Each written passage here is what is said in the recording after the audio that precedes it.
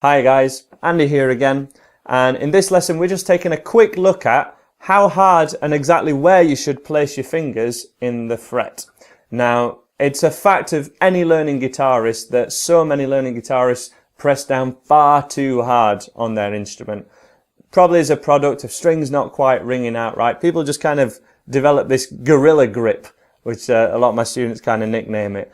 And it does prevent speed and effortless playing, and also means your finger ends just hurt far too much to even continue playing maybe, which is a real shame.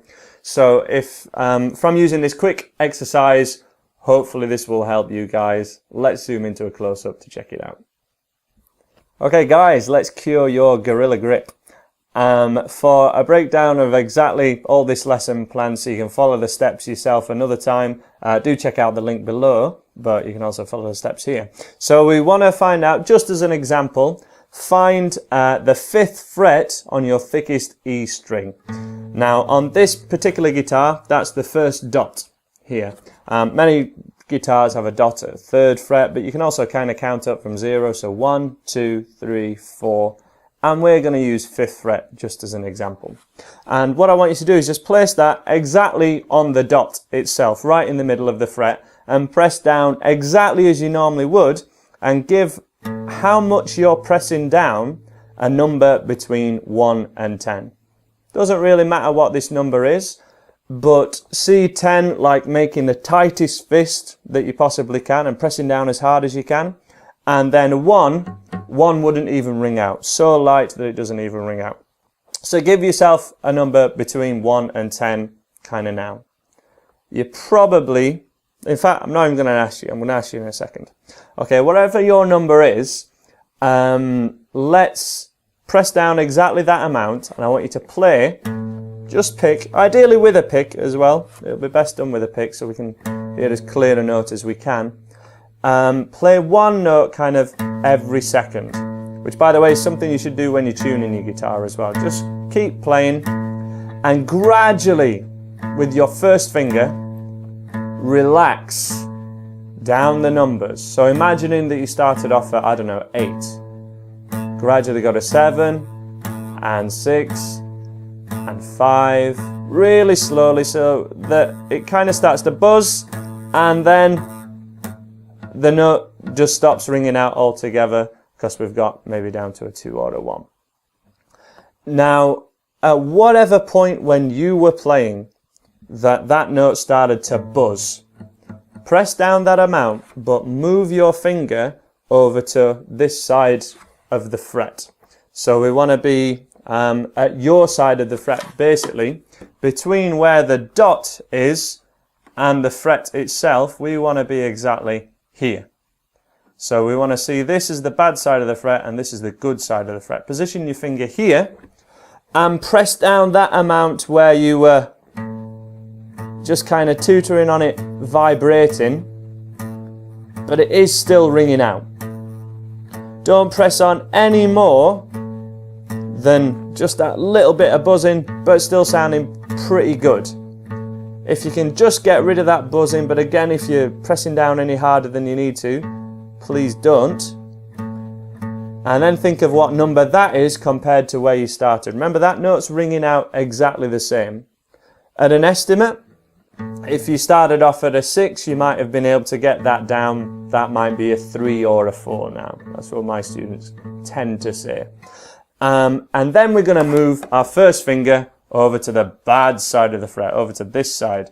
So let's press down that same amount, 3 or a 4, and see what happens. And give it a go now, and we should get kind of this sound, just a thud, right? 3 or a 4, it's not ringing out. You have to press down kind of substantially harder, okay? Maybe even like approaching 6 or a 7 to press down, which is maybe how much you were pressing down at the start.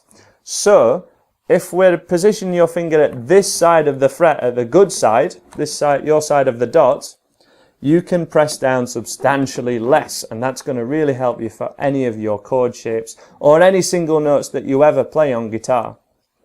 If you're, say you're taking the way that I teach an A chord, right, like this.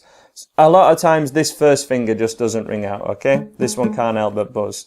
That one finger has to press down a little bit more than the others, but don't press down any harder with the other fingers while you're doing this. And hopefully you can repeat this exercise with any of your other fingers. So say your middle one, press down the normal amount, keep playing once per second, go really gradually, less and less, until it stops ringing out, and then play that note again, just tutoring on the edge, move it to the bad side of the fret. If it still rings out the other side of the fret, you're pressing on too hard. You need to position your finger at this side and have it still sounding pretty good. If we're playing really high up the fretboard, so say somewhere near the double dot up here, we want to be leaning kind of on this side of the fret, because even my fairly small fingers fill up the whole fret. But if I lean on this side of the fret, it doesn't sound very good. If I press on the same amount and lean at this side of the fret, you know, I have to be pressing at this side and kind of straight on. If I move this way, it suddenly starts to buzz. So finger placement is so important, and often in kind of the heat of the moment with songs is the first thing to kind of go. So taking just the first 3 chords at this beginner's course, you got an E. Everything should be pretty much as far over this way as possible and sounding pretty good. Your A, your first finger is going to be at this side, so that one needs to be pressed on a little bit harder. But the other ones, as long as they're right on their tips, they should all ring out fairly easily without pressing on too hard. And using a capo, which we've just covered in the last lesson here, can really help to kind of squash these strings down and make everything easier to press. Because if your strings are really high off the fretboard, it's going to be much more difficult to kind of press down.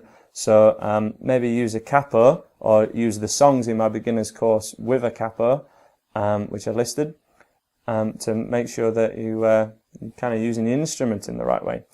So feel free to repeat that exercise with your other fingers. Try it high, try it low. But that's just a bit of an eye-opener for a lot of my students in private lessons. So hopefully that will cure your gorilla grip, maybe. Hopefully you've enjoyed that. Check out andyguitar.co.uk, as I say, for the rest of the free beginners course. And subscribe if you like what I do. And I'm sure I'll see you again. Bye for now.